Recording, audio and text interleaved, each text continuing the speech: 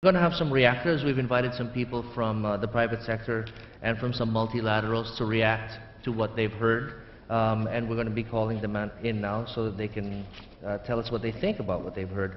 Let's begin with Mr. Eric Liborn, Sr. He is the country economist with the World Bank.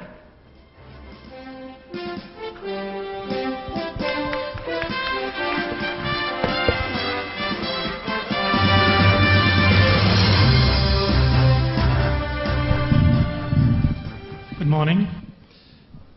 I wanted to take this opportunity to talk briefly, mostly about react to the discussions from Secretary Purissima on the fiscal issues and a little bit on the real sector from Secretary Pedaranga.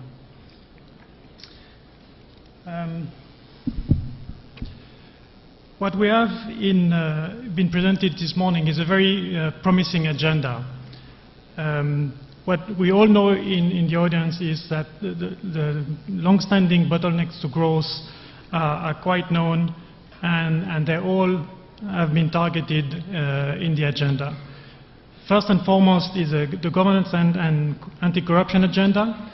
As we know from some of the competitiveness indicators, transparency and anti-corruption or corruption indicators, the Philippines ranks relatively poorly on the global scene. And this is going to be a major undertaking of the new administration, and we definitely think it will have some impact.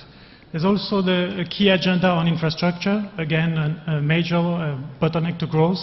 The focus on PPP is a very promising one given the fiscal constraints. Finally, revenue, a perennial and very long-standing bottleneck to growth as well. Leading to some fiscal strains at a key period over the past decades.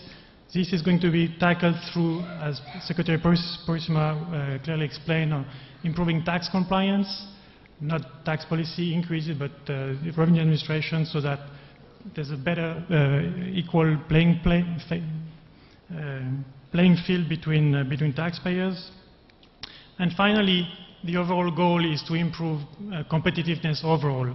And we know some of the indicators have been presented from the Global Economic Forum, the World Economic Forum, the Doing Business, and other indicators that the Philippines really ranks relatively poorly in the region, but also over time has been decreasing in some of these indicators.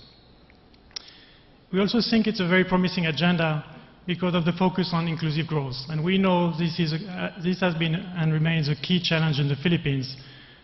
We've seen in the past, during the 2000s, that actually growth really took off and averaged about 5% for several years, which is an achievement in some ways. But what has been disappointing is that during that period, poverty actually increased from 2000 to 2006. So it's a major challenge, but the focus on as Secretary Abad just mentioned, increasing spending on priority sectors, health, education, social safety net, this should definitely make for better opportunities for all sectors of the population to participate in the growth process and helping achieving growth for all. More importantly, we think it's a very ambitious agenda, and by that I mean having both some meat and teeth in the agenda. What I mean by that is it tackles long-standing issues, but it tackles some of these issues in a novel way, and some are courageous ones.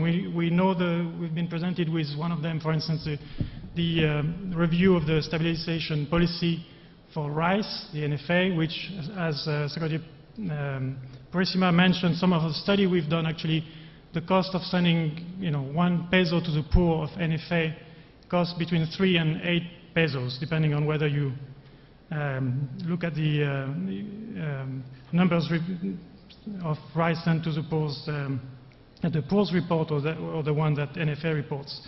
And we've actually calculated that if you take some of the funds allocated to the NFA, redistribute to the CCT program that Secretary Abad was mentioning is being scaled up, you could actually finance all of the poor in the country, the 4.6 million households, you could give them 7 times more benefits, and you would still have some fiscal savings compared to what is being spent on NFA right now, according to the budget numbers.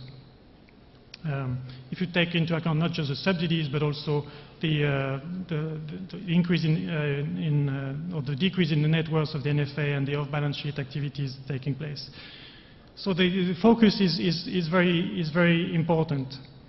The focus on weak fiscal transparency is also very promising, and we think it would be extremely good in terms of signaling, because it would give, you would be able to reach early gains, early achievements in governance agenda. Focus on GOCC performance, PPPs, the debt management,